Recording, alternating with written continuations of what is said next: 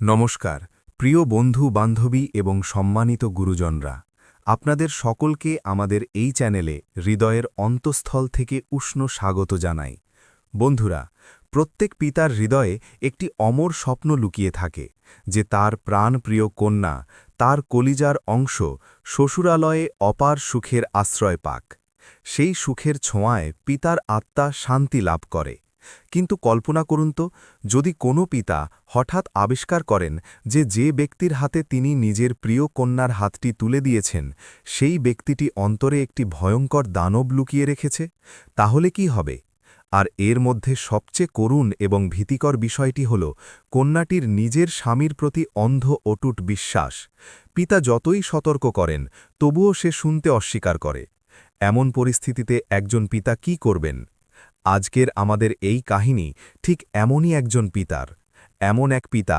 যাকে নিজের কন্যার হাসিমুখী সংসার নিজের হাতে নির্মমভাবে ধ্বংস করতে হয়েছে কিন্তু একজন পিতা কেন এমনটা করলেন এমন কোনো ভয়াবহ এবং হৃদয়স্পন্দন স্তব্ধ করে দেওয়ার মতো গোপন সত্য তিনি উন্মোচন করেছিলেন যার জন্য তাকে নিজের কন্যার চোখ থেকে অশ্রুস্রোত বইয়ে দিতে হয়েছে এটি এমন একটি সত্য যা শুনে হয়তো আপনাদের পায়ের তলার ভূমিও কেঁপে উঠবে এবং হৃদয়ে এক গভীর কাঁপুনি জাগিয়ে তুলবে এই রহস্যময়তা কি ছিল তা উন্মোচন করার জন্য আজকের এই গায়ের রোম খাড়া করে দেওয়ার মতো সত্যিকারের হৃদয়স্পর্শী কাহিনী শেষ পর্যন্ত অবশ্যই শুনুন এবং অনুভব করুন কোরেগাঁওয়ের সেই চিরপরিচিত ভিড়ে ঠাসা বিগবাজার সন্ধ্যার সময় হওয়ায় মানুষের যথেষ্ট ভিড় ছিল কেউ ট্রলি ঠেলছিল আবার কেউ শিশুদের জেদের কারণে তাদের খেলনা কিনে দিচ্ছিল এই ভিড়ের মধ্যেই রাজেন্দ্র তার হাতের ছোট ঝুড়িটি নিয়ে শান্তভাবে একটি সারি থেকে অন্য সারিতে ঘুরছিলেন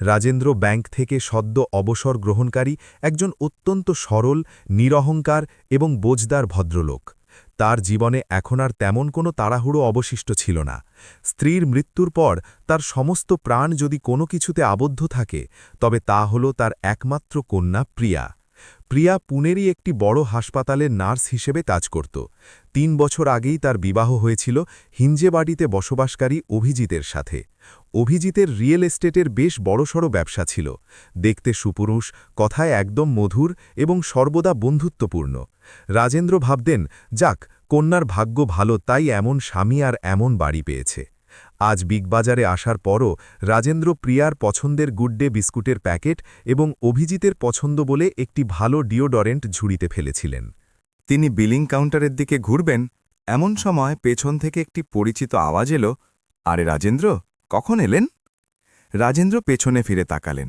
তাদের পুরনো সোসাইটিতে বসবাসকারী লতা আন্টি দাঁড়িয়েছিলেন মুখে সবসময়কার মতো উৎসাহ ছিল না বরং এক ধরনের অস্বস্তি ছিল আরে আন্টি নমস্কার আমি এসেছি ১৫-২০ মিনিট হল আপনি কেমন আছেন হাঁটুর ব্যথা কেমন আছে এখন রাজেন্দ্র স্বভাবসুলভ হাসি মুখে কুশল বিনিময় করলেন কিন্তু লতা আন্টি হাসলেন না তিনি এদিক ওদিক তাকালেন এবং রাজেন্দ্রের কাছে এসে একেবারে চাপা গলায় বললেন রাজেন্দ্র আপনার সাথে একটু কথা ছিল এদিকে আসবেন কি একটু কোনায় রাজেন্দ্রের কপালে চিন্তার ভাঁজ পড়ল এখানে বিগ বাজারে আন্টি এমন কি গোপন কথা বলতে চান এমনটা ভাবতে ভাবতে তিনি আন্টির পেছন পেছন একটি ফাঁকা জায়গায় গিয়ে দাঁড়ালেন কি হলো আন্টি কোনো সিরিয়াস ব্যাপার নাকি প্রিয়া তো ঠিক আছে না রাজেন্দ্রের গলায় এক পিতার দুশ্চিন্তা উকি দিল প্রিয়া ঠিক আছে হ্যাঁ কিন্তু লতা আন্টি একটি দীর্ঘশ্বাস নিলেন এবং বললেন রাজেন্দ্র আমি যা বলবো তাতে রাগ করবেন না কিন্তু আমাকে বলতেই হবে কারণ প্রিয়া আমার নিজের কন্যার মতোই আন্টি আপনি আমাকে ভয় পাইয়ে দিচ্ছেন এবার স্পষ্টভাবে বলুন কি হয়েছে রাজেন্দ্র এবার কিছুটা অস্বস্তিতে পড়লেন গত মঙ্গলবারের কথা আমি আমার ভাইঝির সাথে জেএম রোডে কেনাকাটা করতে গিয়েছিলাম সেখানে একটি বড় ক্যাফের বাইরে দিয়ে আমরা হাঁটছিলাম কাঁচের ভেতর দিয়ে আমি কাউকে পরিচিত দেখতে পেলাম আমি ভালোভাবে লক্ষ্য করে দেখলাম যে সে হলো অভিজিৎ আপনাদের জামাই বাবাজি আচ্ছা তারপর সে তো রিয়েল এস্টেটে আছে আন্টি তার ক্লায়েন্ট থাকে মিটিং থাকে তাতে এত বড় কি হয়েছে রাজেন্দ্র বিষয়টি হালকাভাবে নেওয়ার চেষ্টা করলেন আরে রাজেন্দ্র আগে শুনুন তো আন্টির গলার স্বর কিছুটা চড়ল মিটিংস আমিও দেখেছি কিন্তু ক্লায়েন্টের সাথে কেউ কি একই স্ট্র দিয়ে কোল্ড কফি খায় কেউ কি একে অপরের হাতে হাত রেখে চোখে চোখ রেখে গল্প করে এ কথা শুনতেই রাজেন্দ্রের পায়ের তলার মাটি মুহূর্তের জন্য কেঁপে উঠল। তার হাতের ঝুড়িটি সামান্য কেঁপে উঠল। আন্টি, এসব কি বলছেন আপনি? আপনার নিশ্চয়ই কোনো ভুল বোঝাবুঝি হয়েছে। অভিজিৎ এমন নয়। ভুল বোঝাবুঝি? আরে, আমারও প্রথমে তেমনই মনে হয়েছিল। আমি ভাবলাম হয়তো আমারই দেখতে ভুল হচ্ছে, তাই আমি নিজে ক্যাফের দরজায় গেলাম এবং সেখান থেকে তাকে ডাক দিলাম। আরে অভিজিৎ, এমন জোরে ডাক দিলাম আমি। লতা আন্টির চোখ বড় হয়ে গিয়েছিল। রাজেন্দ্র, সে আমার দিকে তাকালো। সে আমাকে ১০০% চিনতে পারল। কিন্তু দ্বিতীয় সেকেন্ডেই সে কি করল জানেন? সে ওই মেয়েটির হাত শক্ত করে ধরল, তাকে ওঠালো এবং আমার দিকে তাকিয়ে বলল, সরি ম্যাডাম, আপনি ভুল করছেন, আমি অভিজিৎ নই। আর সে তার সাথে সাথে বাইরে বেরিয়ে চলে গেল। রাজেন্দ্র স্তব্ধ হয়ে গেলেন। তার কানে আন্টির শব্দগুলো প্রতিধ্বনিত হতে লাগল, সরি ম্যাডাম, আমি অভিজিৎ নই। রাজেন্দ্র, আরে আপনার কন্যার বিবাহে প্রথম সারিতে বসে খেয়েছি আমি। হাতের রুমালের ওপর নাম পড়ে শোনানো মানুষ আমি। আর সে আমাকে বলছে সে আমাকে চেনে না। তার চেহারার সেই ভয় পাওয়া অবস্থা আর ওই মেয়েটির সাথে তার ঘনিষ্ঠতা। রাজেন্দ্র, বুকে হাত দিয়ে বলছি, ডালের মধ্যে কিছু কালো নেই, এখানে পুরো ডালটাই কালো। আপনার কন্যাকে সাবধানে রাখবেন। এটুকু বলে লতা আন্টি রাজেন্দ্রের কাঁধে হাত রাখলেন এবং তিনি শান্তভাবে সেখান থেকে চলে গেলেন। রাজেন্দ্র কতক্ষণ যে সেখানেই সেই সাবান আর শ্যাম্পুর র্যাকের মাঝে শূন্য দৃষ্টিতে তাকিয়ে দাঁড়িয়ে রইলেন তা তার জানা নেই। চারপাশের বিগবাজারের গোলমাল, মানুষের আওয়াজ, বিলিং মেশিনের বিপ বিপ শব্দ, এসব কিছু হঠাৎ করে তার কাছে গায়েব হয়ে গিয়েছিল। মাথায় শুধু একটাই চিন্তা ঘুরপাক খাচ্ছিল, অভিজিৎ, আমার অভিজিৎ এমনটা করতে পারে? কোনো মতে বিল মিটিয়ে রাজেন্দ্র বাইরে বেরিয়ে এলেন। কোরেগাঁওয়ের রাস্তাগুলো রোজকার মতোই যানবাহনে পূর্ণ ছিল। ট্রাফিক ছিল, সিগন্যাল পড়ছিল, কিন্তু রাজেন্দ্রের স্কুটি আজ যেন যন্ত্রের মতো চলছিল। তার মনে চিন্তার এক ভয়ঙ্কর ঝড় উঠেছিল। লতা আন্টি মিথ্যা কেন বলবেন? এতে তার কী লাভ? আর ধরলাম মেয়েটি সত্যিই ক্লায়েন্ট, তাহলে অভিজিৎ আন্টিকে চিনতে অস্বীকার কেন করল? সে সেখান থেকে পালিয়ে কেন গেল? এমন চোরের মতো আচরণ সেই মানুষই করে যার মনে পাপ থাকে। রাজেন্দ্রের মাথায় চিন্তার চাকা তীব্র বেগে ঘুরছিল। তার প্রিয়ার মুখটি মনে পড়ল। বেচারি দিনরাত ডিউটি করে, কখনো রাতের শিফট তো কখনো সকালে তাড়াতাড়ি উঠে যাওয়া। রুগীদের সেবা করে ক্লান্ত হয়ে বাড়ি ফিরে আবার স্বামীর জন্য হাসি মুখে রান্না করে। বাবা, অভিজিৎ খুব ভালো মানুষ গো, আমাকে একদম কষ্ট দেয় না। এমন কথা সবসময় হাসি মুখে বলা প্রিয়া, তার এই হাস্যোজ্জ্বল মুখের পেছনে এমন ভয়ঙ্কর অন্ধকার লুকিয়ে আছে। রাজেন্দ্রের চোখে হঠাৎ জল টলটল করে উঠল। রাস্তার বাতির আলো সেই অশ্রুর কারণে ঝাপসা দেখাতে লাগল। তিনি গাড়ির গতি কমিয়ে দিলেন। একজন পিতা হিসেবে তার বুকটা খা খা করে উঠল। যে কন্যাকে হাতের তালুর মতো আগলে রেখেছিলেন, যার সুখের জন্য নিজের জীবনের সব পুঁজি বাজি রেখেছিলেন, সেই কন্যা যার বিশ্বাসের ওপর ভিত্তি করে ঘর ছেড়ে গেছে, সেই মানুষটা যদি এমন বেরোয়, তাহলে প্রিয়ার কি হবে? তার তো প্রেম আর সংসারের ওপর থেকে বিশ্বাসই উঠে যাবে। সে ভেঙে পড়বে। গাড়িটি সোসাইটির পার্কিংয়ে রেখে তিনি লিফট দিয়ে ওপরে এলেন। তালা খুলে তিনি ঘরে ঢুকলেন। ঘর একদম শান্ত, ফাঁকা। একসময় প্রিয়ার গলার আওয়াজে সারা বাড়ি সরগরম থাকত, এখন সেখানে শুধু একাকিত্ব বিরাজ করছে। তিনি হাতের ব্যাগগুলো টেবিলের ওপর রাখলেন, সোফায় ধপ করে বসে পড়লেন এবং 2 হাত দিয়ে মাথা চেপে ধরলেন। না, আমি এভাবে চটজলদি কোনো সিদ্ধান্তে পৌঁছতে পারি না। হয়তো কোনো ভুল বোঝাবুঝি আছে, হয়তো অভিজিতের কোনো বাধ্যবাধকতা আছে, কিন্তু যাই হোক না কেন, সেটা আমাকে নিজের চোখে দেখতে হবে। আমি এভাবেই ঘরে বসে আমার কন্যার সংসারকে ভাগ্যের হাতে ছেড়ে দিতে পারি না। রাজেন্দ্র মাথা তুললেন। তার চোখে এখন আর অশ্রু ছিল না, বরং একজন পিতার অটল দৃঢ়তা ছিল। প্রিয়া, আমার কন্যার ওপর আমি অবিচার হতে দেব না। তিনি নিজের মনেই বিড়বিড় করলেন, আগামীকাল সন্ধ্যায় আমি কাউকে কিছু না জানিয়ে আচমকা হিঞ্জেওয়া দিতে যাব। আমাকে অভিজিতের চোখে চোখ রেখে দেখতে হবে সে ঠিক কী লুকাচ্ছে, আর যদি সত্যি সে কোনো ভুল করে থাকে, তাহলে এই রাজেন্দ্রের অন্য এক রূপ তাকে দেখতে হবে। সেই শান্ত অন্ধকার ঘরে এখন এক বড় ঝড়ের পূর্বাভাস পাওয়া যাচ্ছিল। আগামীকাল হিঞ্জেবাদিতে কি অপেক্ষা করে আছে তা রাজেন্দ্রেরও জানা ছিল না, কিন্তু একজন পিতার সংগ্রাম এখন শুরু হয়ে গিয়েছিল। পরের দিন সন্ধ্যায় রাজেন্দ্রের স্কুটি হিঞ্জেবাদির দিকে রওনা হল। রাস্তার ট্রাফিক রোজকার মতোই ছিল, কিন্তু রাজেন্দ্রের মাথায় চিন্তার যে ভিড় ছিল তার সামনে এই ট্রাফিক কিছুই ছিল না। হিঞ্জেবাদির সেই হাইফাই সোসাইটিতে পৌঁছে তিনি গাড়ি পার্কিংয়ে রাখলেন এবং লিফটে করে উপরে গেলেন। দরজার বেল বাজানোর সময় তার হাত কিছুটা কাঁপছিল। ভেতর থেকে কী চিত্র দেখা যাবে তা নিয়ে তার মনে ধুকপুকানি হচ্ছিল। দরজা খুলল প্রিয়া। তাকে দেখে মনে হচ্ছিল সে ডিউটি থেকে এইমাত্র ফিরেছে। গায়ে তখনও সেই একই ড্রেস ছিল এবং চেহারায় প্রচণ্ড ক্লান্তি ফুটে উঠছিল। আরে বাবা, আপনি এমন হঠাৎ করে? প্রিয়ার চেহারায় বিস্ময় এবং আনন্দ দুটোই ছিল। এমন কথা কেন জিজ্ঞেস করছিস? কন্যাকে দেখতে আসতে কি পিতার অ্যাপয়েন্টমেন্ট নিতে হয় নাকি? রাজেন্দ্র হাসার ভান করে বললেন এবং ভেতরে পা রাখলেন। কিন্তু ভেতরে পা রাখতেই রাজেন্দ্রের চোখ বড় বড় হয়ে গেল। পুরো বাড়িটাই বদলে গিয়েছিল। আগে হলে থাকা সাধারণ টিভিটা গায়েব হয়ে গিয়েছিল এবং তার জায়গায় দেওয়ালে পাক্কা ৮৫ ইঞ্চির একদম নতুন ঝকঝকে একটি টিভি লাগানো ছিল। নিচে বসার জন্য ইটালিয়ান লেদারের অত্যন্ত দামি এবং বিলাসবহুল একটি সোফা সেট সাজানো ছিল। ঠিক তখনই বেডরুম থেকে অভিজিৎ বেরিয়ে এলো। আরে বাহ বাবা, আসুন আসুন, কি সুন্দর সারপ্রাইজ দিলেন একদম। অভিজিৎ তার সবসময়কার অতি মিষ্টি গলায় স্বাগত জানালো। সে রাজেন্দ্রের হাতের ব্যাগটি নেওয়ার জন্য হাত বাড়িয়ে দিল। তখন রাজেন্দ্রের তীক্ষ্ণ দৃষ্টি তার কবজির ওপর পড়ল। সেখানে অত্যন্ত দামি ব্র্যান্ডের একটি স্মার্ট ওয়াচ চকচক করছিল। ব্যাংকের কর্মচারী হওয়ায় রাজেন্দ্রের এসব বিষয়ে ভালোই জ্ঞান ছিল। ওই ঘড়িটা অনায়াসেই ৫০-৬০ হাজার টাকার কাছাকাছি ছিল। রাজেন্দ্র সোফায় বসতে বসতে ঘরময় চোখ বোলালেন। বাড়িটা বেশ সুন্দর সাজিয়েছে অভিজিৎ, টিভি, সোফা, একদম দারুণ লাগছে, তিনি ওপর হেসে বললেন। অভিজিৎ কলারুচি উত্তর দিল, আরে বাবা, ব্যবসা একটু লাভ হয়েছে, ভাবলাম একটু লেভেল তো মেনটেন করতে হবে না। ক্লায়েন্টরা কখনো কখনো বাড়িতে আসে, তখন একটা ইমপ্রেশন পড়তে হবে তো, তাই নিলাম আর কি। রাজেন্দ্র এবার প্রিয়ার দিকে তাকালেন। সে রান্নাঘর থেকে জল নিয়ে এলো।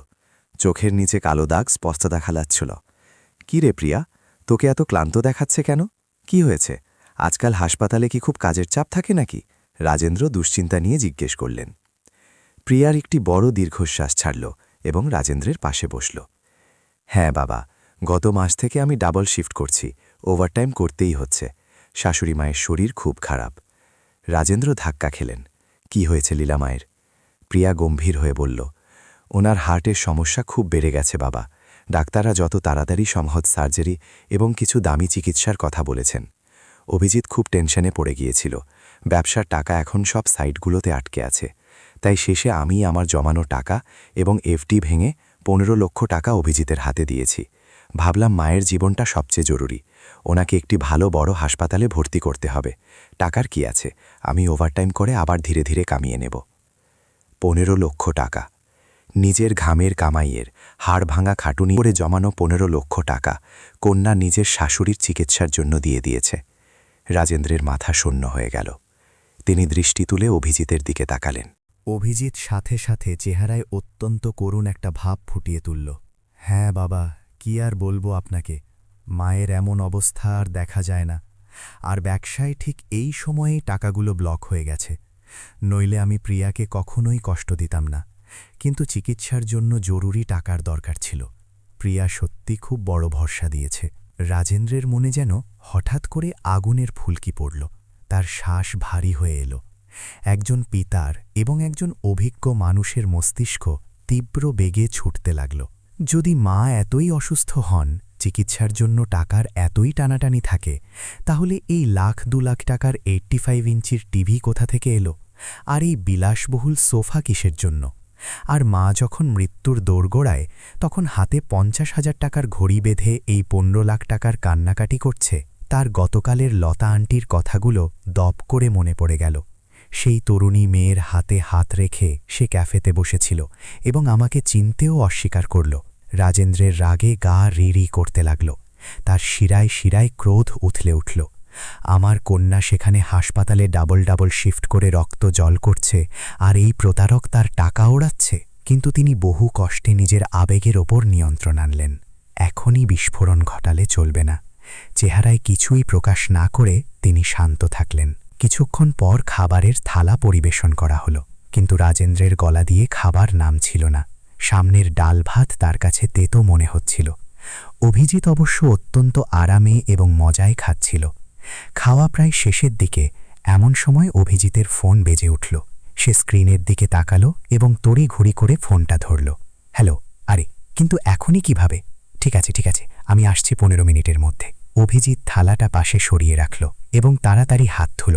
সরি বাবা, একটা খুব বড় ক্লায়েন্ট এসেছে পুনেতে, তার সাথে অনেক দিন ধরে একটা ডিল পেন্ডিং ছিল। সে এখনই সাইট ভিজিট করতে চায়। আমি ঘুরে আসছি, আপনারা আরামে বসুন। এই কথা বলেই সে বেডরুমে গেল। বাইরে আসার সময় সে একটি দামি পারফিউম মেখেছিল। তার সেই কড়া গন্ধ রাজেন্দ্রের নাকে পৌঁছাল এবং তার সন্দেহ আরও জোরালো হল। রাত 8টা, 8:30টায় কিসের সাইট ভিজিট, আর তার জন্য এত পারফিউম কিসের? আসি প্রিয়া, আমার ফিরতে দেরি হবে। বাবা, আপনি থাকবেন কিন্তু। এভাবে ওপর হেসে অভিজিৎ গাড়ির চাবি ঘোরাতে ঘোরাতে ঘর থেকে বাইরে পা রাখল। দরজার ক্লিক করে একটি শব্দ হল এবং ঘর একদম শান্ত হয়ে গেল। এখন সেই বড় ঝকঝকে বাড়িতে শুধু রাজেন্দ্র এবং প্রিয়া দুজনই অবশিষ্ট ছিল। রাজেন্দ্র প্রিয়ার দিকে তাকালেন। খেতে খেতেও সে ঢুলছিল। তার সেই ক্লান্ত, নিষ্পাপ ও ভোলাভালা মুখটি দেখে রাজেন্দ্রের বুক ফেটে যাচ্ছিল। আমার কন্যাকে এই লোকটা অন্ধকারে রেখে তার ব্যবহার করছে। এখন সত্য বলার সময় এসেছিল। যে বিষের ঢোক তিনি গতকাল থেকে গিলেছিলেন, তা এখন উগড়ে দেওয়া ছাড়া আর কোনো উপায় ছিল না। তিনি জলের গ্লাসটা খালি করলেন এবং প্রিয়ার দিকে একদৃষ্টে তাকিয়ে গম্ভীর গলায় ডাক দিলেন, প্রিয়া, এদিকে বস আমার সামনে। প্রিয়া একটু চমকে উঠে সোজা হয়ে বসল। কি হলো বাবা, আপনার গলা এমন সিরিয়াস কেন একদম? প্রিয়া, কাল সন্ধে আমি বিগ বাজারে গিয়েছিলাম। সেখানে আমাকে আমাদের পুরনো সোসাইটির লতা আন্টি দেখা দিয়েছিলেন।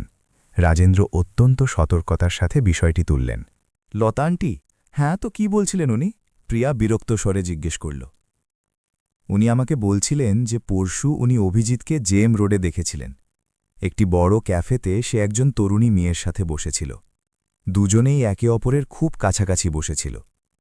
আর যখন লতা আন্টি তাকে চিনতে পেরে বাইরে থেকে ডাক দিলেন, তখন অভিজিৎ তাকে চিনতে পরিষ্কার অস্বীকার করল। আপনার ভুল বোঝাবুঝি হচ্ছে, এ কথা বলে সে ওই মেয়েটির হাত ধরে সেখান থেকে তড়িঘড়ি করে চলে গেল। একথা বলার সময় রাজেন্দ্রের মনে হয়েছিল যে প্রিয়ার চেহারায় ধাক্কা লাগবে। সে সতর্ক হবে, অথবা অন্তত স্বামীকে ফোন করে কৈফিয়ত চাইবে। কিন্তু তেমন কিছুই হল না। উল্টে প্রিয়ার কপালে ভাঁজ পড়ল এবং তার মুখ রাগে লাল হয়ে গেল। কি বাবা, আপনিও? ওই বুড়ি আন্টির কি আর কোনো কাজ নেই? আর আপনি তার ওই ফালতু সময়ের গুজবে বিশ্বাস করে এখানে আমার স্বামীর খোঁজখবর নিতে এসেছেন? প্রিয়ার গলার স্বর হঠাৎ করে বেড়ে গেল। আরে প্রিয়া, আমি খোঁজখবর নিচ্ছি না, কিন্তু লতা আন্টি মিথ্যা কেন বলবেন? আর ধরলাম ওই মেয়েটি ক্লায়েন্ট ছিল, তবুও অভিজিৎ আন্টিকে চিনতে অস্বীকার কেন করল? রাজেন্দ্র তাকে বোঝানোর চেষ্টা করছিলেন। ক্লায়েন্টই হবে সে। বাবা, অভিজিতের রিয়েল এস্টেটের ব্যবসা আছে। তাকে রোজ 10 জন নতুন মানুষের সাথে, মেয়েদের সাথে দেখা করতে হয়। তাদের ক্যাফেতে মিটিংয়ের জন্য নিয়ে যেতে হয়। আর লতা আন্টি কি অভিজিতের নিজের কোনো আত্মীয় নাকি যে তাকে ভিড়ের মধ্যে চিনতেই হবে? আপনার তো প্রথম থেকেই অভিজিৎকে কখনো পছন্দ হয়নি। আপনি সব সময় তার ভুলই ধরেন। প্রিয়া আক্ষরিক অর্থেই রাজেন্দ্রের ওপর চিৎকার করছিল। নিজের কন্যারই এমন পাল্টা আঘাতে রাজেন্দ্র ভেতর থেকে কেঁপে উঠলেন, কিন্তু তিনি শান্ত রইলেন। তিনি নিজের তুরুপের তাসটি বের করলেন। ঠিক আছে, মানলাম সে ক্লায়েন্ট ছিল, কিন্তু প্রিয়া, আমাকে একটি কথার উত্তর দে। তুই বললি লীলামা খুব অসুস্থ, তার হার্টের চিকিৎসার জন্য তুই ডাবল ডিউটি করে তোর জমানো টাকা থেকে 15 লক্ষ টাকা অভিজিৎকে দিয়েছিস, ঠিক? যদি চিকিৎসার জন্য টাকার এতই টানাটানি থাকে, তা আমি লাখ টাকার 85 ইঞ্চির টিভি কোথা থেকে এলো? এই বিলাসবহুল সোফা কিসের জন্য? আর এইমাত্র অভিজিতের হাতে যে ওই 50,000 টাকার নতুন স্মার্টওয়াচ ছিল, সেটা কি হাসপাতালের বিল মেটানোর সাথে ফ্রি পাওয়া গেছে? রাজেন্দ্রের এই প্রশ্নে প্রিয়া ক্ষণিকের জন্য থতমত খেয়ে গেল, কিন্তু স্বামীর ওপর অন্ধবিশ্বাসের কারণে তার অহংকারে আঘাত লাগল। সে রাগে জায়গা থেকে উঠে দাঁড়াল। থামুন বাবা, সে আমার স্বামী এবং এটা আমার ঘর। অভিজিৎকে তার ক্লায়েন্টদের মেনটেন করার জন্য, নিজের স্ট্যান্ডার্ড দেখানোর জন্য এসব জিনিস নিতে হয়। সে তো আর নিজের মজার জন্য এসব করছে না। আর আমি আমার টাকা আমার স্বামীকে দিয়েছি, আমার শাশুড়ির চিকিৎসার জন্য দিয়েছি। তাতে আপনি হিসেব চাওয়ার কে? আপনি কি আমার সুখের সংসার চোখে দেখতে পারছেন না? প্রিয়া, কি বলছিস তুই? জ্ঞান আছে তোর? রাজেন্দ্র ক্ষোভে দাঁড়িয়ে পড়লেন। আমি তোর বাবা, তোর ঘামের টাকার এমন অপচয় আর এই প্রতারকের এই জালিয়াতি আমি খোলা চোখে দেখতে পারছি না। সে প্রতারক নয়, সে আমার স্বামী। প্রিয়া কাঁদতে শুরু করেছিল, কিন্তু তার গলার রাগ কম হয়নি। আপনার অভিজিতের উন্নতি সহ্য হচ্ছে না। আপনি এখানে এসে শুধু আমার সংসারে বিষ ঢালার কাজ করছেন। যদি আপনাকে আমার স্বামীর ব্যাপারে এমন জঘন্য কথা বলতে হয়, তাহলে দয়া করে আপনি এক্ষুনি এখান থেকে চলে যান। আমি আপনার কোনো কথা শুনতে চাই না। এই কথাগুলো রাজেন্দ্রের কানে পড়ল এবং তার পায়ের তলার মাটি সরে গেল। চলে যান। যে কন্যাকে হাতের তালুর মতো আগলে রেখেছি, তার এক ডাকে ছুটে গিয়েছি, সে আজ একজন প্রতারক মানুষের জন্য নিজের জন্মদাতা পিতাকে ঘর থেকে বের করে দিচ্ছে। রাজেন্দ্রের গলা বুঝে এলো। তার গলায় একটি বড় কান্না আটকে গেল, কিন্তু তিনি তা সেখানেই গিলে ফেললেন। তিনি কিছুই বললেন না। তিনি শান্তভাবে সোফায় রাখা তার হেলমেটটি তুললেন, প্রিয়ার দিকে একটি শেষ অত্যন্ত দুঃখী দৃষ্টি নিক্ষেপ করলেন এবং তিনি মুখ বুঝে সেই ঘর থেকে বেরিয়ে পড়লেন। তার পেছনে পেছনে দরজার ধারাম করে একটা খুব জোরে আওয়াজ হল। প্রিয়া দরজা বন্ধ করে দিয়েছিল। হিঞ্জেবাদীর সেই ঝকঝকে রাস্তা, চারপাশে উঁচু উঁচু ইমারত এবং রাতের ঠান্ডা বাতাস। রাজেন্দ্র নিজের স্কুটির কাছে এলেন। তিনি গাড়িতে হাত রাখলেন এবং তার চোখে জমে থাকা অশ্রু গাল বেয়ে গড়িয়ে পড়তে লাগল। এক পিতার হৃদয় আজ হাজার টুকরোয় ভেঙে চুরমার হয়ে গিয়েছিল। রাস্তার বাতির ঝাপসা আলোয় তিনি সেখানেই গাড়িতে হেলান দিয়ে দাঁড়িয়ে রইলেন। আমার কন্যা, আমার প্রিয়া আজ আমার উপর চিৎকার করল, এমন এক মানুষের জন্য যে তাকে রোজ ঠকাচ্ছে। কিন্তু কাঁদতে কাঁদতে হঠাৎ রাজেন্দ্রের চোখ মুছে গেল। তার চেহারার দুঃখী ভাব চলে গিয়ে সেখানে এক কঠোর দৃঢ়তা জায়গা করে নিল। তার দৃষ্টি ধারালো হয়ে উঠল। প্রিয়ার মাথা অভিজিৎ পুরোপুরি ঘুরিয়ে দিয়েছে। সে কথার ওপর বিশ্বাস করবে না। আমি যতই চিৎকার করে বলি না কেন, সে স্বামীকেই দেবতা মানবে। তাকে যদি এই গর্ত থেকে বের করতে হয়, তাহলে এখন শুধু সন্দেহর ওপর কাজ চলবে না। তাকে চোখের সামনে প্রমাণ দিতে হবে, এমন প্রমাণ যা দেখে সে নিজের চোখের ওপর বিশ্বাস করতে বাধ্য হবে। রাজেন্দ্র গাড়িতে কিক মারলেন। এখন তিনি শুধু একজন দুঃখী পিতা ছিলেন না, বরং নিজের কন্যার জীবনের সাথে খেলা করা লোকটিকে উচিত শিক্ষা দেবার জন্য ময়দানে নামা এক যোদ্ধা হয়ে উঠেছিলেন। আগামীকাল প্রথমেই একটাই কাজ করতে হবে। ডিটেকটিভ পাটিল, প্রাইভেট ডিটেকটিভ পাটিলের সাথে দেখা করতে হবে। টাকার শ্রাদ্ধ হয়ে গেলেও ক্ষতি নেই, কিন্তু এই অভিজিতের আসল চেহারা আমি আমার কন্যার সামনে এনেই ছাড়ব। গাড়ির গতি বাড়ল এবং রাজেন্দ্র কোরেগাঁওয়ের দিকে তীব্র বেগে ছুটে চললেন, একটি নতুন এবং অত্যন্ত কঠিন লড়াইয়ের প্রস্তুতি নেবার জন্য। পরের দিন সকালেই রাজেন্দ্রের পা পাটিল ইনভেস্টিগেশন অফিসের দিকে এগোল। ডিটেকটিভ পাটিল পুলিশ বিভাগ থেকে স্বেচ্ছায় অবসর নেওয়া এবং এখন পুনের একজন নামকরা প্রাইভেট ডিটেকটিভ হিসেবে কাজ করা একজন ঝানু অফিসার। রাজেন্দ্র তার কাছে পৌঁছালেন এবং ঘটে যাওয়া পুরো ঘটনা, লতা আন্টির কথা, ঘরের নতুন দামি জিনিসপত্র এবং প্রিয়ার দেওয়া 15 লক্ষ টাকা, সব কিছু ঠিক যেমনটা ঘটেছিল তেমনটাই তাকে শোনালেন। পাটিল সবকিছু শান্তভাবে শুনলেন। রাজেন্দ্র, আপনি চিন্তা করবেন না, আমি আমার লোকেদের আজই কাজে লাগিয়ে দিচ্ছি। দুধের দুধ আর জলের জল কয়েকদিনের মধ্যেই আপনার সামনে থাকবে, এই কথা তিনি দিলেন। পরের 4-5 দিন রাজেন্দ্রের কিভাবে কাটল তা তিনিই জানেন। রাতের ঘুম উড়ে গিয়েছিল। প্রতিবার ফোন বাজলেই তার বুক ধুকপুক করত। অবশেষে 5ম দিন সন্ধ্যায় পাটিলের ফোন এলো। রাজেন্দ্র, অফিসে আসুন, যা চাইনি সেটাই সামনে এসেছে, প্রমাণ সমেত। পাটিলের গলার আওয়াজ অত্যন্ত গম্ভীর ছিল। রাজেন্দ্র তড়িঘড়ি করে বেরোলেন। পাটিলের অফিসে পৌঁছতেই পাটিল একটি মোটা ফাইল তার সামনে টেবিলের ওপর রাখলেন। রাজেন্দ্র, মন শক্ত করুন এবং এই ফাইলটি খুলুন। আপনার জামাইয়ের কীর্তি অনেক বড় এবং ভয়ঙ্কর। কাঁপা কাঁপা হাতে রাজেন্দ্র সেই ফাইলটি খুললেন। প্রথম পাতা উল্টাতেই কিছু ছবি সামনে এলো। ছবিতে অভিজিৎ এক তরুণী মডার্ন মেয়ের সাথে বসেছিল। এ হলো নেহা, অভিজিতের অফিসেই কাজ করা তার কলিগ। কিন্তু সে শুধু কলিগ নয়, গত 1 বছর ধরে অভিজিৎ এবং এর মধ্যে প্রেম চলছে। পাটিল তথ্য দেওয়া শুরু করলেন। এই প্রথম ছবিগুলো দেখুন, বালেগাঁওয়ের একটি অত্যন্ত দামি 5 স্টার হোটেলের। দুজনই একে অপরের হাতে হাত রেখে ক্যান্ডেল নাইট ডিনার করছে। রাজেন্দ্রের হৃৎপিণ্ড যেন থেমে গেল। কিন্তু ধাক্কা এখানেই শেষ হওয়ার ছিল না। পাটিল ফাইল থেকে একটি রসিদ বের করলেন এবং রাজেন্দ্রের সামনে রাখলেন। রসিদটি PN গ্যাডগিল জুয়েলার্সের ছিল। 2 লক্ষ টাকা। পাটিল বললেন, অভিজিৎ এই নেহার জন্য 2 লক্ষ টাকার হীরার নেকলেস কিনেছে। আর মজার বিষয় হল, এই রসিদে পেমেন্ট যে কার্ড দিয়ে হয়েছে সেই কার্ড অভিজিৎ এবং প্রিয়ার জয়েন্ট অ্যাকাউন্টের। রাজেন্দ্রের চোখ বড় হয়ে গেল। জয়েন্ট অ্যাকাউন্ট মানে? হ্যাঁ রাজেন্দ্র। পাটিল পরের কাগজটি বের করলেন। প্রিয়া তার শাশুড়ির চিকিৎসার জন্য যে 15 লক্ষ টাকা সেভিংস থেকে এই অ্যাকাউন্টে জমা করেছিল, সেই টাকা থেকেই এই হীরার হার এসেছে। কিন্তু সবচেয়ে বড় ধাক্কা এখনও বাকি আছে। পাটিল একটি রিসর্টের বিল সামনে রাখলেন। গত মাসে অভিজিৎ প্রিয়াকে বলেছিল না যে সে দিল্লিতে একটি বড় বিজনেস কনফারেন্সের জন্য 3 দিনের জন্য যাচ্ছে? রাজেন্দ্র, সে দিল্লিতে যায়নি।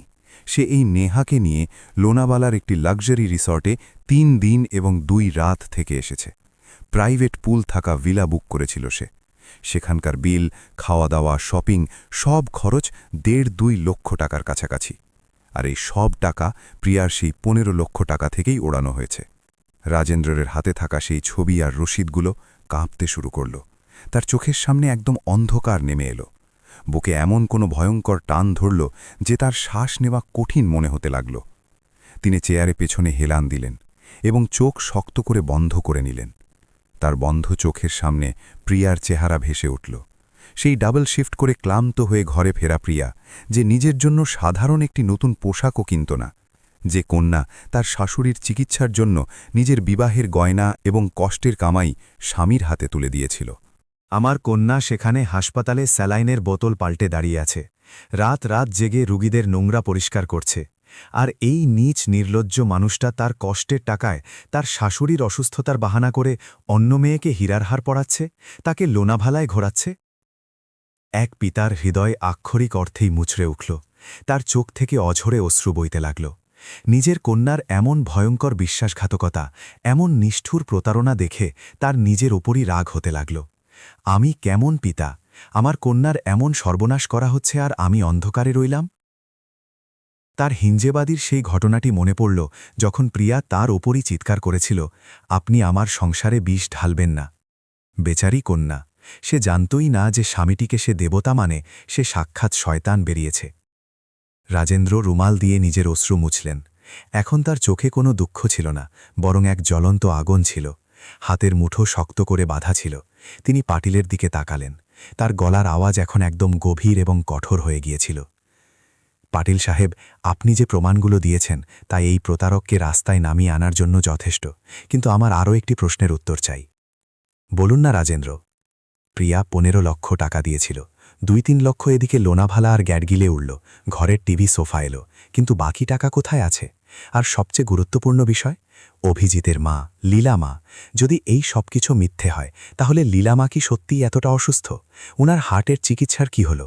উনি ঠিক কোন হাসপাতালে আছেন এবং উনার আসল অবস্থা কি? এটা আমাকে যে কোনো পরিস্থিতিতে খুঁজে বের করে দিন। চিন্তা করবেন না রাজেন্দ্র, পাটিল বললেন। আমি আগামীকাল সন্ধ্যা পর্যন্ত অভিজিতের মায়ের সম্পূর্ণ নিখুঁত তথ্য আপনার হাতে তুলে দেব। রাজেন্দ্র সেই প্রমাণের ফাইলটি বুকে শক্ত করে চেপে ধরলেন এবং তিনি পাটিলের কেবিন থেকে বেরিয়ে এলেন। বাইরে পুনের সন্ধ্যা নামছিল। এখন এই ঝড়কে কেউ রুখতে পারবে না। রাজেন্দ্র এখন শুধু এমন এক সত্যের সন্ধানে ছিলেন, যে সত্য অভিজিতের মিথ্যাচারের শেষ দুর্গটুকুও ধসিয়ে দেবে। পরের দিন সকালে ডিটেকটিভ পাটিলের ফোন এলো। তার দেওয়া ঠিকানাটি শুনে রাজেন্দ্র হতবাক হয়ে গেলেন। পাটিল কোনো বড় আধুনিক হাসপাতালের নাম বলেননি, বরং তা ছিল কাতরাজের ওপারে ঘাটের ভেতরের দিকে অবস্থিত একটি অত্যন্ত সাধারণ ও ভাঙাচোরা বৃদ্ধাশ্রমের ঠিকানা। রাজেন্দ্র তড়িঘড়ি করে একটি রিকশা নিলেন এবং তিনি কাতরাজের দিকে রওনা হলেন। আঁকাবাঁকা রাস্তা পার হয়ে রিকশা একটি পুরনো ভবনের সামনে থামল। মরিচা পড়া লোহার গেট এবং তার ওপর মাউলি আধার আশ্রাম নামের রং ওঠা একটি বোর্ড। ভেতরে ঢুকতেই এক ধরনের গুমোট গন্ধ এবং অস্বস্তিকর নীরবতা অনুভূত হচ্ছিল। রাজেন্দ্র সেখানকার ম্যানেজারকে লীলামায়ের ব্যাপারে জিজ্ঞেস করলেন। সে একটি অন্ধকার করিডরের দিকে আঙুল দেখাল। 7 নম্বর ঘরে আছেন উনি। রাজেন্দ্রের পা ভারী হয়ে আসছিল। তিনি 7 নম্বর ঘরের অর্ধেক খোলা দরজাটি হালকা করে ধাক্কা দিলেন। ভেতরের দৃশ্য দেখে তার হৃৎপিণ্ডই যেন থেমে গেল। ঘরে সাধারণ একটি টিউবলাইটের আলোও ছিল না। জানালার একটি কাঁচ ভাঙা ছিল। সেখান দিয়ে কাতরাজের কনকনে ঠান্ডা বাতাস ভেতরে আসছিল। সেই অন্ধকার ও ঠান্ডা ঘরে একটি পুরনো ক্যাচক্যাচ শব্দ করা লোহার খাটে লীলামা বসেছিলেন। গায়ে অত্যন্ত পুরনো একটি বিবর্ণ চাদর জড়ানো ছিল। লীলামা, রাজেন্দ্রের মুখ থেকে শব্দ বেরিয়ে এলো। লীলামা চোখ ছোট করে দরজার দিকে তাকালেন, কুঁচকে যাওয়া মুখ এবং কোটরে ঢুকে যাওয়া চোখ। কে কে এসেছে? ওনার গলা কাঁপছিল। রাজেন্দ্র কাছে গেলেন। মা, আমি রাজেন্দ্র, আমাদের প্রিয়ার বাবা। প্রিয়ার বাবা এই শব্দগুলো শুনতেই লীলামায়ের চেহারার ভাব বদলে গেল। ওনার শুকনো চোখের কোণ ভিজে উঠল। তিনি তার কাঁপা কাঁপা হাত দুটি জোর করলেন। আসুন ভাই, আসুন, এখানে বসুন। রাজেন্দ্র খাটের এক কোণায় বসলেন। লীলামায়ের দিকে তাকিয়ে তার একবারও মনে হচ্ছিল না যে ওনার কোনো বড় রোগ আছে। তাকে শুধু বয়সের ভারে এবং দুর্বলতায় ক্লান্ত দেখাচ্ছিল। মা, আপনার শরীর কেমন আছে এখন? আর সেই হার্টের সার্জারি, ডাক্তার কি বললেন? রাজেন্দ্র অত্যন্ত সতর্কতার সাথে জিজ্ঞেস করলেন। লীলামায়ের কপালে ভাঁজ পড়ল। হার্টের সার্জারি? কিসের সার্জারি ভাই? আমার তো শুধু এই হাঁটুর ব্যথা আর একটু প্রেশারের সমস্যা আছে, এছাড়া আমার আর কিছুই হয়নি। কিন্তু এখানে আমার ভালো লাগে না গো। আমার ছেলেটার অভিজিতের কথা খুব মনে পড়ে। এতটুকু বলতে গিয়ে লীলামায়ের গলা বুঝে এলো। রাজেন্দ্রের বুকে ধরাস করে উঠল। হার্টের কোনো অসুখ নেই। তিনি নিজেকে সামলে নিয়ে জিজ্ঞেস করলেন, অভিজিৎ? অভিজিৎ আপনাকে দেখতে আসে না? আর প্রিয়া? এই কথা শুনতেই লীলামায়ের চোখ থেকে অঝরে জল পড়তে লাগল। তিনি আঁচল দিয়ে চোখ মুছলেন এবং ডুকরে কেঁদে উঠে বললেন, কি আর বলবো রাজেন্দ্র, নিজের পেটের ছেলের নামে খারাপ কথা কিভাবে বলি? কিন্তু 6 মাস হয়ে গেল, হ্যাঁ 6 মাস হয়ে গেল ওই অভিজিৎ এদিকে ফিরেও তাকায়নি। আমার প্রিয়া খুব গুণবতী মেয়ে, সে মাঝে মাঝে ফোন করত, কিন্তু অভিজিৎ আমাকে তার ফোন ধরতে নিষেধ করেছে। বলেছে, তোর অসুখের কথা ভেবে ও টেনশন করবে, তুই কথা বলবি না। এখানকার এই খাওয়া দাওয়ার যে 2-3 হাজার ভাড়া আছে না, সেটা আমার স্বামীর পাওয়া পেনশন থেকেই যায়। লীলামা জানালার দিকে আঙুল দেখালেন। পশু খুব ঠান্ডা ছিল, কনকনে বাতাস ভেতরে আসে। এই পুরনো চাদর গায়ে দিয়ে আমি কাঁপছিলাম। অভিজিৎকে ফোন করেছিলাম আর বলেছিলাম, বাবা আসার সময় একটা গরম শাল নিয়ে আসিসলে, খুব ঠান্ডা লাগে রাতে। তো বলল, আমি মিটিংয়ে আছি, সময় পেলে দেখব। রাজেন্দ্র, আমার ছেলের সে সময় আর আসেনি গো। কথা শোনার সময় রাজেন্দ্রের চোখ দিয়েও জল চলে এলো। একজন জন্মদাত্রীর এমন হৃদয়বিদারক অবস্থা। যে মা নিজের রক্ত জল করে ছেলেকে বড় করেছেন, সেই ছেলে ঠান্ডায় কাঁপতে থাকা মাকে একটি শাল দিতে পারে না। রাজেন্দ্রের গায়ে ক্ষোভের ঢেউ আছড়ে পড়ল। তিনি অত্যন্ত ভারী হৃদয়ে পরের প্রশ্নটি করলেন, মা, যদি আপনার হার্টের অসুখ না থাকে, সার্জারি না থাকে, তাহলে প্রিয়া আপনার চিকিৎসার জন্য বলে যে 15 লক্ষ টাকা দিল, তার জমানো টাকা থেকে বের করে অভিজিৎকে দিল, সেগুলো কোথায় গেল? 15 লক্ষ টাকা? লীলামা জায়গায় চমকে উঠলেন। তার চোখ বড় বড় হয়ে গেল। 15 লক্ষ টাকা? রাজেন্দ্র, কি বলছেন আপনি এসব? আমার চিকিৎসার জন্য কিসের 15 লক্ষ টাকা? আরে গত বছর আমার ছেলের ব্যবসা অসুবিধায় পড়েছিল, তাই আমি আমার ব্যাংকের বাকি পড়ে থাকা এফডি ভেঙে তাকে দিয়েছিলাম। প্রিয়ার ঘামের টাকা অভিজিৎ আমার নামে কিভাবে নেবে? আর নিলেও কোথায় গেল সে টাকা? আমার ছেলে আমার বৌমাকেই ঠকালো। লীলামা এই ধাক্কা সহ্য করতে পারলেন না। তিনি সেখানেই খাটের উপর মাথায় হাত দিয়ে কাঁদতে শুরু করলেন। রাজেন্দ্রের চোখের সামনে অভিজিতের সেই মিষ্টি কথা বলা মিথ্যে চেহারাটা ভেসে উঠল। ঘরের সেই 85 ইঞ্চির টিভি, 50,000 টাকার ঘড়ি, নেহাকে দেওয়া 2 লক্ষ টাকার হীরার হার এবং লোনাবালার সেই লাক্সারি ট্রিপ, সবকিছু এই জন্মদাত্রীর নামে আর প্রিয়ার কষ্টের টাকার ওপর চলছিল। একদিকে বৃদ্ধা মা ঠান্ডায় একটি সাধারণ শালের জন্য কাঁপছিলেন, আর অন্যদিকে সেই অপদার্থ ছেলে অন্য মেয়েকে হীরার হার পরাচ্ছিল। রাজেন্দ্রের চোখের জল এখন পুরোপুরি শুকিয়ে গিয়েছিল। সেখানে এখন শুধু আর শুধুই আগুন ছিল। হাতের মুঠো এত শক্ত করে বাঁধা ছিল যে নখগুলো হাতের তালুতে বসে যাচ্ছিল। একজন পিতা হিসেবে নিজের কন্যার সাথে হওয়া প্রতারণা তো তার মনে বিঁধেছিলই, কিন্তু একজন মায়ের অবস্থা দেখে একজন মানুষ হিসেবে তার ক্রোধ বাঁধ মানছিল না। তিনি এগিয়ে গিয়ে লীলামার কাঁপা কাঁপা হাত দুটি নিজের হাতে তুলে নিলেন। তার গলার আওয়াজ এখন অত্যন্ত কঠোর এবং দৃঢ় ছিল। মা, আপনি কাঁদবেন না। আপনার ছেলে যে পাপ করেছে, তার কলসি এখন ভরে গেছে। আমার কন্যা অন্ধকারে ছিল, কিন্তু এখন আর থাকবে না।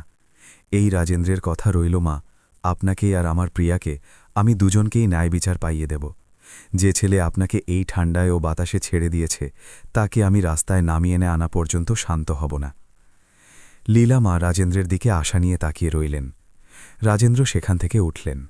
তিনি সেই ঠান্ডা অন্ধকার ঘরটি এবং কাঁপতে থাকা লীলামাকে শেষ একবার দেখলেন এবং তিনি সেই আশ্রম থেকে বেরিয়ে এলেন। এখন তার মাথায় শুধু একটাই চিন্তা, এমন এক চক্রবিহু রচনা করতে হবে যাতে অভিজিৎকে তার কর্মের সমস্ত ফল এই জন্মে এবং প্রিয়ার চোখের সামনে ভোগ করতে বাধ্য করা যায়। কাতরাজের সেই স্যাঁতস্যাঁতে আশ্রম থেকে রাজেন্দ্র যখন বাড়ি ফিরলেন তখন সন্ধ্যার আধার গাঢ় হতে শুরু করেছিল। তিনি ঘরের একটি আলোও জ্বালাননি। তিনি ওভাবেই অন্ধকারে সোফায় বসে রইলেন। তার মাথায় চিন্তার ভয়ঙ্কর ঝড় বইছিল। আজ তিনি যা দেখেছিলেন তা যে কোনো মানুষকে স্তব্ধ করে দেওয়ার মতো ছিল। অভিজিৎ নামের ওই প্রতারক প্রিয়ার চোখে এমন কোনো পট্টি বেঁধে দিয়েছিল যে সে পিতার কথার উপর বিশ্বাস করবে না, এ কথা রাজেন্দ্রের নিশ্চিতভাবে জানা ছিল। শুধু গিয়ে বলে দিলে যে তোর স্বামী মিথ্যুক, তাহলে সে আবার চিৎকার করবে, অপমান করবে এবং চিরতরে দূরে সরে যাবে। না, তাকে শুধু বললে চলবে না, তাকে সত্যের আয়নার সামনে দাঁড়াতে হবে, এমন এক আয়না যেখান থেকে সে পালাতে পারবে না। রাজেন্দ্র মনে মনে এক পাকাপোক্ত পরিকল্পনা করলেন, এমন এক চক্রবিহু যেখান থেকে অভিজিতের পক্ষে বেরিয়ে আসা সম্ভব ছিল না। তিনি ফোন বের করলেন এবং প্রিয়াকে ডায়াল করলেন।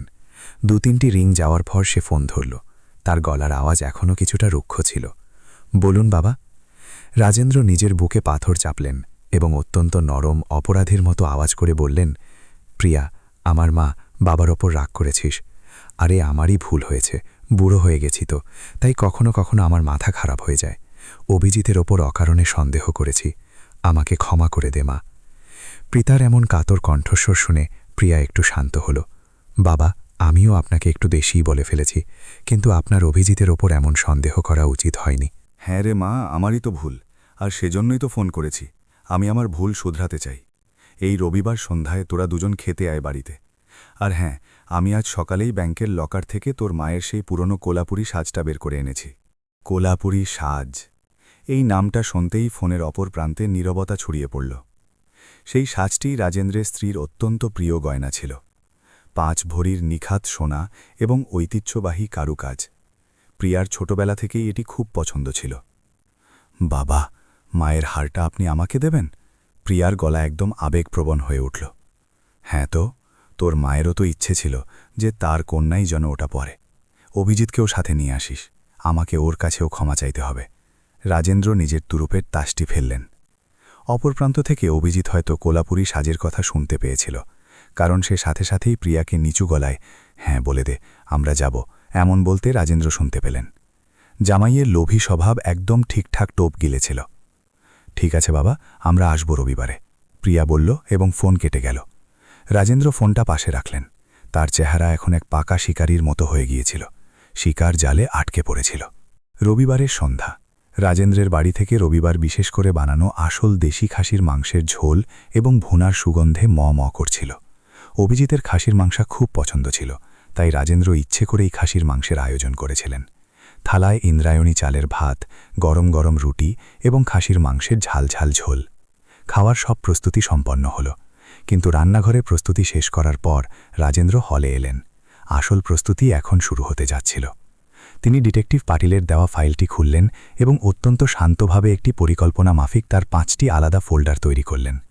প্রথম ফাইল, অফিসের প্রমাণ, অভিজিৎ এবং নেহার সেই ক্যাফে হোটেলের হাতে হাত রাখা ছবিগুলো। দ্বিতীয় ফাইল, গয়নার বিল, পিএন গ্যাডগিল জুয়েলার্সের সেই 2 লক্ষ টাকার রসিদ যার উপর প্রিয়ার জয়েন্ট অ্যাকাউন্টের নম্বর লেখা ছিল। তৃতীয় ফাইল, লোনাভালার ট্রিপের প্রমাণ, দিল্লির মিথ্যে মিটিংয়ের পর্দাফাঁস করা লাক্সারি রিসর্টের বিল। চতুর্থ ফাইল, ব্যাংক স্টেটমেন্ট, প্রিয়া মায়ের জন্য জমা করা 15 লক্ষ টাকা কিভাবে এবং কোথায় ওড়ানো হয়েছে তার হিসাব। পঞ্চম এবং সবচেয়ে ভয়ঙ্কর ফাইল, লীলা মায়ের ছবি, সেই অন্ধকার ঠান্ডা ঘরে ছেঁড়া চাদর গায়ে জড়িয়ে বসে থাকা কাঁপতে থাকা বৃদ্ধা মায়ের হৃদয় বিদারক ছবিগুলো। এই 5টি ফোল্ডারই রাজেন্দ্র হলের টিপয়ের নিচে একটি ম্যাগাজিনের পেছনে লুকিয়ে রাখলেন। এসব করার সময় রাজেন্দ্রের হাত কাঁপছিল। তিনি দেওয়ালে টাঙানো তার প্রয়াত স্ত্রীর ছবির দিকে তাকালেন। আমাকে মাফ করে দিও। তিনি ছবির দিকে তাকিয়ে ডুকরে কেঁদে বিড়বিড় করে বললেন, আজ তোমার কন্যার সংসার আমি আমার নিজের হাতে ভাঙতে চলেছি। আজ রাতে এই ঘরে যে তাণ্ডব হবে তা সহ্য করার শক্তি ওই মেয়েটাকে দিও। তাকে সত্যের উপলব্ধি করানো ছাড়া এখন আমার কাছে অন্য কোনো রাস্তা বাকি নেই। রাজেন্দ্র চোখ মুছলেন, মুখে জল দিলেন এবং এক মিথ্যে হাসির মুখোশ মুখে চড়িয়ে নিলেন। তিনি ডাইনিং টেবিলে প্লেটগুলো সাজালেন। সারা ঘরে খাসির মাংসের সুবাস ছড়াচ্ছিল, কিন্তু সেই সুবাসের পেছনে এক ভয়ঙ্কর বিস্ফোরণ লুকিয়েছিল। ঘড়িতে 7:30 বাজল। হঠাৎ বাইরে গাড়ি থামার আওয়াজ এলো। রাজেন্দ্রের বুকের ধুকপুকানি বেড়ে গেল। শরীর দিয়ে একটি ঠান্ডা শিহরণ বয়ে গেল। ডিং ডং, দরজার বেল বাজল। রাজেন্দ্র একটি দীর্ঘশ্বাস নিলেন। চক্রবিহু প্রস্তুত ছিল। তিনি দরজার দিকে পা বাড়ালেন। আজ রাতে হিঞ্জেওয়াদির ওই মিথ্যে সংসার ছাইয়ে পরিণত হতে চলেছিল। দরজার বেল বেজেছিল এবং রাজেন্দ্র মুখে একটি মিথ্যে হাসির মুখোশ পরে দরজা খুললেন। সামনে প্রিয়া এবং অভিজিৎ দাঁড়িয়েছিল। অভিজিতের চেহারায় সেই সবসময়কার মিষ্টি ভাব এবং আত্মবিশ্বাস ছিল, কিন্তু আজ তার চোখে কোলাপুরি সাজের লোভ স্পষ্টভাবে দেখা যাচ্ছিল। প্রিয়াকেও খুশি দেখা যাচ্ছিল। আসুন আসুন জামাই বাবাজি, আয় প্রিয়া। রাজেন্দ্র হেসে স্বাগত জানালেন। কি ব্যাপার বাবা, আজ একদম খাসির মাংসের আয়োজন, বাইরে পর্যন্ত গন্ধ আসছে। অভিজিৎ জুতো খুলতে খুলতে বলল। আরে জামাই বাবাজি আসবে বললে কি আর শুধু ডাল সবজি রান্না করলে চলে? বসুন আপনারা, আমি থালা বাড়ি। রাজেন্দ্র বললেন। খাওয়া শুরু হলো। থালায় ঝাল ঝাল খাসির মাংসের ঝোল, ভুনা এবং ইন্দ্রায়ণী চালের ভাত। অভিজিৎ আক্ষরিক অর্থেই আঙুল চেটেপুটে খাচ্ছিল। খেতে খেতে সে তার মিথ্যে বড়াই শুরু করে দিল। বাবা, ব্যবসা একদম জোর কদমে চলছে এখন। গত সপ্তাহেই বালেগাঁওয়ে একটা বড় ডিল ফাইনাল করেছি আমি। কমিশন ভালোই আসবে। ভাবছি সামনের মাসে প্রিয়ার জন্য একটি নতুন গাড়ি বুক করব। অভিজিৎ প্রিয়ার দিকে তাকিয়ে চোখ টিপে বলল। প্রিয়া লাজুক হাসল। রাজেন্দ্র অবশ্য ভেতর থেকে রাগে জ্বলছিলেন। আমার কন্যার 15 লক্ষ টাকা উড়িয়ে এই লোকটা আমাকেই গাড়ি কেনার মিথ্যা গল্প শোনাচ্ছে, এমন চিন্তা তার মনে এলো, কিন্তু তিনি মুখে মোটেও রাগ প্রকাশ হতে দিলেন না। বাহ বাহ, খুব উন্নতি করছিস তুই অভিজিৎ, তিনি শুধু এটুকুই বললেন। খাওয়া শেষ হল। হাত ধুয়ে সবাই হলে এলো। রাজেন্দ্র একটি চেয়ারে বসলেন, আর প্রিয়া ও অভিজিৎ সামনের সোফায় গিয়ে বসল। ঘরে এক অন্যরকম নীরবতা ছড়িয়ে পড়েছিল। প্রিয়ার নজর বারবার রাজেন্দ্রের হাতের দিকে এবং ভেতরের ঘরের দিকে যাচ্ছিল। সে আর থাকতে পারল না, অবশেষে বলল, বাবা, আপনি ফোনে বলেছিলেন না মায়ের কোলাপুরি সাজটা? অভিজিৎ নিজের কলারটা একটু ঠিক করল এবং সেও আশা নিয়ে রাজেন্দ্রের দিকে তাকাতে লাগল। রাজেন্দ্র একটি দীর্ঘশ্বাস নিলেন। তার চেহারার সেই মিষ্টতা এখন পুরোপুরি গায়েব হয়ে গিয়েছিল। চোখে এক ভয়ঙ্কর শান্ত ভাব এবং কঠোরতা নেমে এসেছিল। হ্যাঁ প্রিয়া, আমি তোকে তোর মায়ের মূল্যবান গয়নাটা দিতে চেয়েছিলাম, কিন্তু তার আগে আমাকে তোকে খুব গুরুত্বপূর্ণ একটি জিনিস দিতে হবে। সেই জিনিস যার ওপর তোর এবং এই লোকটার পুরো সংসার দাঁড়িয়ে আছে। এ কথা বলে রাজেন্দ্র একটি সামনের দিকে ঝুঁকলেন এবং টিপয়ের নিচে লুকিয়ে রাখা সেই 5টি ফাইল বের করলেন। তিনি গয়নার বাক্স বের করার বদলে সেই প্রথম ফাইলটি জোরে টেবিলের ওপর আছড়ে ফেললেন। ধারাম করে একটা শব্দ হল। এই দেখ প্রিয়া, এটা তোর সত্য। প্রিয়া এবং অভিজিৎ চমকে উঠে সেই ফাইলটির দিকে তাকাল। রাজেন্দ্র ফাইলটি খুললেন এবং কিছু ছবি প্রিয়ার সামনে ছুঁড়ে দিলেন। সেই ছবিগুলো অভিজিৎ এবং নেহার ছিল। বালেগাঁওয়ের হোটেলের হাতে হাত রাখা, একে অপরের চোখের দিকে তাকিয়ে থাকার ছবি। প্রিয়ার চোখ বড় বড় হয়ে গেল। সে কাপা কাপা হাতে সেই ছবিটি তুলল। অভিজিৎ, এসব কি? এ কে? অভিজিতের মুখের রং পুরোপুরি উড়ে গেল। সে একদম ঘাবড়ে গেল। আরে প্রিয়া, আরে এটা কিছুই নয়। ও নেহা, আমার অফিসে থাকে। আমরা শুধু একটা ক্লায়েন্টের মিটিংয়ের জন্য গিয়েছিলাম। বাবা, আপনি কোথা থেকে আনলেন এসব? মিটিংয়ের জন্য? রাজেন্দ্রের গলা হঠাৎ করে কড়া হয়ে গেল। তিনি দ্বিতীয় ফাইলটি খুললেন এবং একটি কাগজ অভিজিতের মুখের ওপর ছুঁড়ে মারলেন। তাহলে এটা কি? লোনাবালার লাক্সারি রিসর্টের বিল? গত মাসে তুই প্রিয়াকে বলেছিলি না যে দিল্লিতে বিজনেস কনফারেন্সে যাচ্ছিস? তাহলে এই বিলে তোর এবং নেহার নামে 3 দিনের জন্য প্রাইভেট পুল থাকা ভিলা কিভাবে বুক হলো? সেখানে কিসের মিটিং করছিলি রে তুই? প্রিয়ার পায়ের তলার মাটি যেন সরে গেল। তার হাত থেকে সেই ছবিগুলো নিচে পড়ে গেল। অভিজিৎ, তুমি লোনাবালায় ছিলে, দিল্লিতে নয়। তার দম বন্ধ হয়ে আসতে লাগল। অভিজিৎ এখন পুরোপুরি ধরা পড়ে গিয়েছিল। বাঁচার কোনো রাস্তা না থাকায় তার ভেতরের আসল আক্রমণাত্মক এবং নির্লজ্জ মানুষটি বেরিয়ে এলো। সে রাগে জায়গা থেকে উঠে দাঁড়াল। হ্যাঁ, গিয়েছিলাম আমি, কিন্তু আপনি আমার ওপর নজর রাখলেন। একজন প্রাইভেট ডিটেকটিভকে আমার পেছনে লাগালেন আপনি। অভিজিৎ রাজেন্দ্রের ওপর চিৎকার করল। আপনার সাহস কি করে হলো আমার পার্সোনাল লাইফে নাক গলানোর? Personal life? রাজেন্দ্র তেড়ে ফুড়ে উঠে দাঁড়ালেন। তার গলার আওয়াজে একজন পিতার পুরো ক্রোধ জমেছিল। আমার কন্যাকে অন্ধকারে রেখে তার টাকায় তুই তোর পার্সোনাল লাইফ এনজয় করছিস? রাজেন্দ্র তৃতীয় ফাইলটি খুললেন এবং পিএন গ্যাটকিল জুয়েলার্সের রসিদটি সরাসরি প্রিয়ার কোলের ওপর ফেলে দিলেন। পর প্রিয়া 2 লক্ষ টাকার হীরার হার কিনেছে এই প্রতারক ওই নেহার জন্য।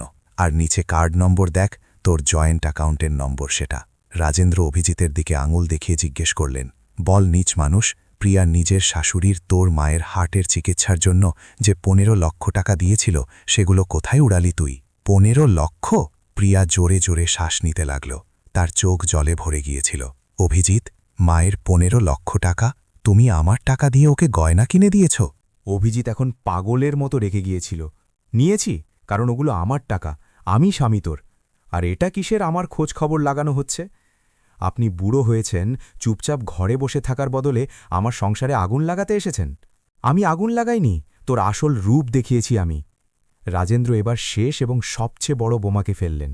তিনি 5ম ফাইলটি খুললেন আর কাতরাজের সেই স্যাঁতস্যাঁতে বৃদ্ধাশ্রমের লীলামায়ের ছেঁড়া চাদর গায়ে দেওয়া ছবিগুলো টেবিলের উপর ছুঁড়ে মারলেন। দেখ প্রিয়া, দেখ তোর শাশুড়িকে, ওনার হার্টের কোনো রোগ নেই। এই প্রতারক তোকে মিথ্যে বলে 15 লক্ষ টাকা হাতিয়েছে। তোর শাশুড়ি সেখানে কাতরাজের একটি ভাঙা চোরা আশ্রমে কাঁপতে কাঁপতে পড়ে আছেন। 6 মাস হয়ে গেছে এই অপদার্থ সেখানে গিয়ে নিজের মুখটুকুও দেখায়নি। রাজেন্দ্র অভিজিতের একদম কাছে গেলেন। তার প্রতিটি শব্দ অভিজিতের গালে চর মারার মতো ছিল। তোর জন্মদাত্রীর ঠান্ডায় গায়ে দেওয়ার মতো একটি সাধারণ শাল নেই রে, আর তুই অন্য মেয়েকে হীরার হার পরিয়ে ঘুরছিস। লজ্জা করে না তোর নিজেকে মানুষ বলে পরিচয় দিতে? নির্লজ্জ মানুষ। কথা শুনতেই প্রিয়ার মুখ থেকে একটি বড় কান্নার আওয়াজ বেরিয়ে এলো। সে সোফার ওপরেই লুটিয়ে পড়ল। সে 2 হাত দিয়ে নিজের মাথা চেপে ধরল। চোখ থেকে অশ্রুর ধারা বইতে লাগল। ডাবল শিফট করে কামানো কষ্টের টাকা, স্বামীর ওপর সেই অন্ধ বিশ্বাস, শাশুড়ির জন্য হওয়া সেই দুশ্চিন্তা, সবকিছু এক মুহূর্তে ধুলোয় মিশে গিয়েছিল। যে স্বামীর জন্য সে 2 দিন আগে নিজের পিতাকে অপমান করেছিল, সেই স্বামী এক ভয়ঙ্কর রাক্ষস বেরিয়েছে। অভিজিৎ, কেন করলে তুমি এমনটা আমার সাথে? প্রিয়া কাঁদতে কাঁদতে ভাঙা গলায় জিজ্ঞেস করল। ঘরের খাসির মাংসের সুবাসের জায়গা এখন একটি ভয়ঙ্কর বিস্ফোরক এবং দমবন্ধ করা মানসিক চাপ নিয়ে নিয়েছে। পিতা, কন্যা এবং জামাই 3জনই সেই হলের মধ্যে দাঁড়িয়েছিল, আর তাদের মধ্যেকার সম্পর্কের পুরোরই ছাই হয়ে গিয়েছিল। সত্য এখন পুরোপুরি বাইরে চলে এসেছে, কিন্তু সত্যের আজ এতটাই ভয়ঙ্কর ছিল যে প্রিয়ার এখন শ্বাস নেওয়াও কষ্টকর হয়ে উঠছিল। অভিজিতের প্রতারণা এখন পুরোপুরি হাটে হাড়ি ভেঙে দেওয়ার মতো প্রকাশ্যে চলে এসেছে। সব প্রমাণ চোখের সামনে থাকায় তার নিজেকে বাঁচানোর জন্য আর কোনো পালানোর রাস্তাই বাকি ছিল না। নিজের চুরি ধরা পড়ে গেছে দেখে তার অহংকারে আঘাত লাগল এবং চেহারার সেই মিষ্টি ভাব এক মুহূর্তে গায়েব হয়ে গেল। তার ভেতরের আসল নির্দয় এবং নিষ্ঠুর মানুষটি এখন বাইরে বেরিয়ে এসেছে। সে রাজেন্দ্রের দিকে এবং কাঁদতে থাকা প্রিয়ার দিকে অত্যন্ত তুচ্ছতাচ্ছিল্য ভরে তাকাল। সে দাঁতে দাঁত চেপে প্রিয়ার উপর চিৎকার করল, হ্যাঁ, আমি মিথ্যা বলেছি, আর এখন তুই যখন সত্যি জেনেই গেছিস তো পুরো সত্যিটাই শুনে নে। আমার তোর সাথে সংসার করার কোনো ইচ্ছাই ছিল না, আর আমি তোকে কোনোদিন ভালোই বাসিনি। প্রিয়ার বুকে যেন কেউ ছুরি বসিয়ে দিল। সে কাঁদতে কাঁদতেই মাথা তুলে তার দিকে তাকাল। তাহলে বিবাহ কেন করেছিলে আমার সাথে? তার মুখ থেকে কোনো মতে শব্দগুলো বেরিয়ে এলো, কারণ আমার মাথার ওপর ব্যবসার ভয়ঙ্কর ধার ছিল। অভিজিৎ অত্যন্ত নির্লজ্জভাবে বলল, আমাকে সেই ধার শোধ করার জন্য এমন একজন মেয়ের দরকার ছিল যার নিজের ভালো মাইনে থাকবে এবং যে বিশ্বস্ততার সাথে খাটবে। তুই আমার হাতে একদম ঠিকঠাক পড়েছিলি। আমি শুধু মিথ্যে ভালোবাসার নাটক করেছিলাম, আর তুই একদম বোকার মতো আমার প্রতিটি কথার ওপর অন্ধভাবে বিশ্বাস করেছিস। এতে তোর বোকামি, আমার নয়। আমার এখন তোর কোনো প্রয়োজন নেই। এটুকু বলে অভিজিৎ রাগে সেখানকার একটি চেয়ারে লাথি মারল।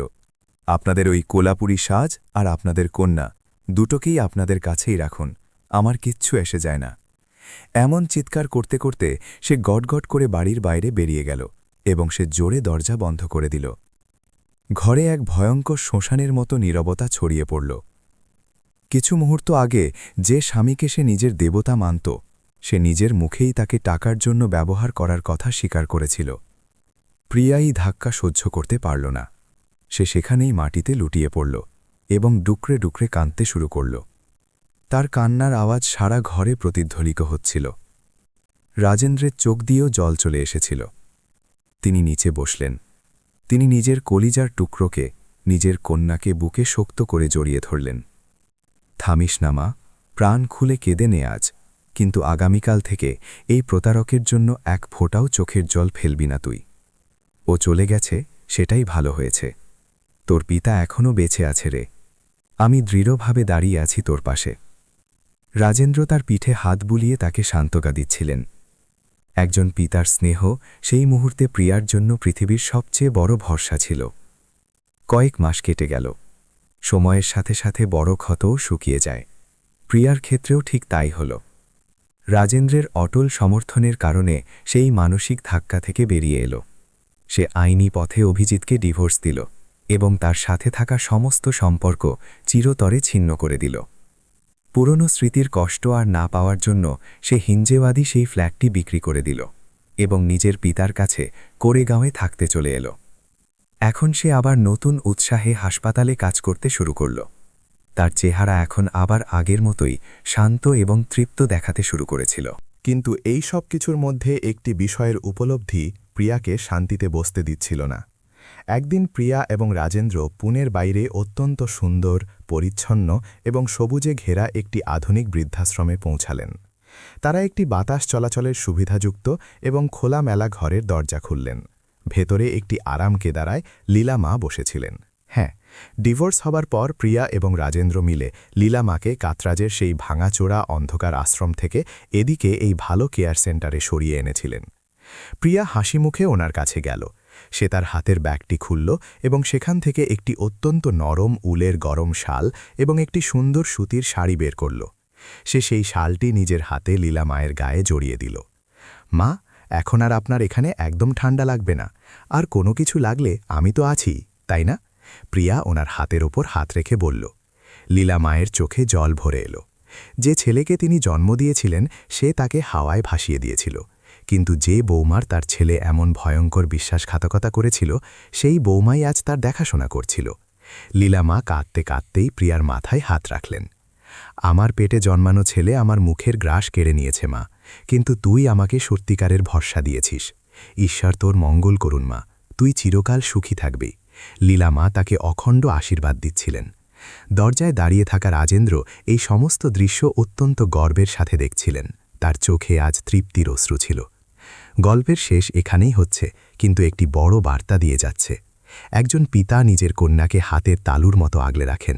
যখন সে ভুল পথে বা গড়তে পড়তে যায় তখন সমাজ কি বলবে তার পরোয়া না করে তাকে বাঁচানোর জন্য তিনি যে কোনো পর্যায়ে যেতে পারেন। প্রতারণাপূর্ণ সম্পর্ক থেকে বেরিয়ে আসাটা নিশ্চিতভাবেই কষ্টদায়ক হয়, কিন্তু তা জীবনের শেষ নয়, বরং এক সত্যিকারের আত্মমর্যাদাপূর্ণ ও সুন্দর জীবনের একটি নতুন সূচনা মাত্র। ধন্যবাদ।